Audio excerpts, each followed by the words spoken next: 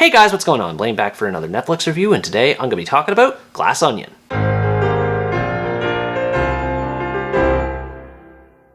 Glass Onion is an American mystery film serving as the sequel to 2019's Knives Out, and tells a new story centering around the detective Benoit Blanc. During the COVID-19 pandemic, he and a number of other guests are invited to partake in a murder mystery party in Greece, hosted by tech billionaire Miles Braun. The party starts off innocently enough, but Blanc soon uncovers a true mystery behind the facade that Braun has constructed. This leads Blanc to take on a new case as he must uncover the truth behind Braun, his company, and the people whom he surrounds himself with. I thoroughly enjoyed the previous film Knives Out and was looking forward to seeing this one, and for the most part it met my expectations. I don't think this sequel is as good as its predecessor, but it still manages to tell an intriguing and entertaining mystery story that keeps the audience guessing. Daniel Craig remains excellent in the role of Benoit Blanc. He has the same sense of curiosity and southern charm as his last outing, which are played up a bit more this time for effective comic relief, and it's just great to see him back in his element as he pieces things together. Sadly, there isn't much new ground broken for him as a character, which is understandable as it's not meant to be a dramatic story, but it still would have been nice to explore his character's background a bit more and see how he came to be so skilled. But even so, Daniel Craig's performance is so good that this is easily forgivable. As with the previous film, this one also features a variety of supporting characters who all have their own role to play in the story. Probably the most notable of them all is Miles Braun, who's played by Edward Norton, and he does a great job in the role. He's convincing as a conniving slimeball who pretends to have everyone's best interests at heart, when in reality he does everything for himself,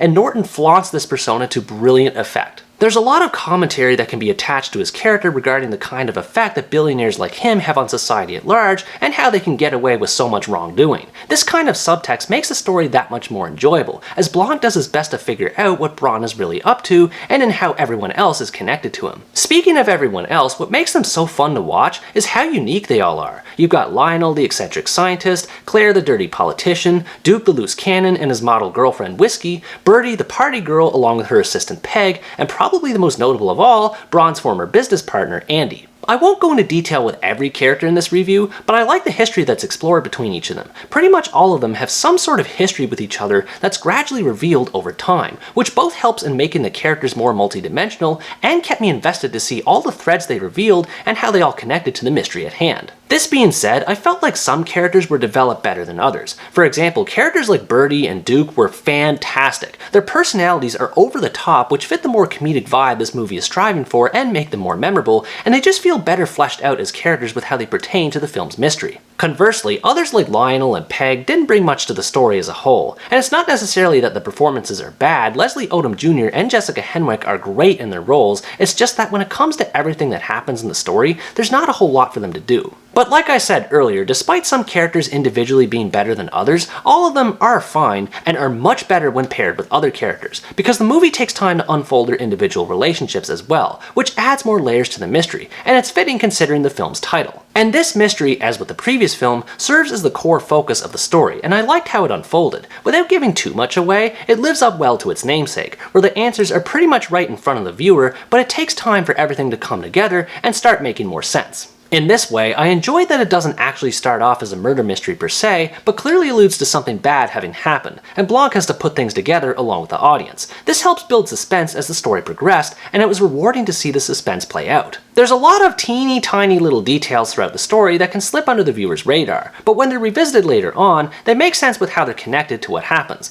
Almost everything unfolds in clever fashion, and there's plenty of twists and turns to keep things exciting along the way. This being said, there were a few things about the story I took issue with. To start, while I appreciate that the characters take time to build relationships and reveal their history to the audience, I felt that the film took too much time with this. The first act proceeds at a pretty slow pace, and even the second one takes a bit to get going. The interactions the characters have with each other are fun to watch, but after a while the amount of dialogue the film has starts to get tedious, as it sometimes has less to do with the mystery or any sort of dramatic intrigue, and more to do with just waxing philosophical for the sake of it. The dialogue can get pretty edgy at times too, and I don't mean that in a good way. It's pretty weird to hear grown adults repeatedly say words like red pill and golden titties and use them as motifs, and I understand why they're used, but it doesn't make it any less cringeworthy to hear them come out of their mouths. There's also a key event that occurs about halfway through the story, and it kind of took me out of the movie a bit. Again, I don't want to spoil anything, but I just felt myself wondering, like, really? We're gonna play that card? It just felt so typical in how that trope was used. Now, to be fair, none of these things took that much away from the bigger picture, and on that note, I have to say that this movie's aesthetics, much like the previous one,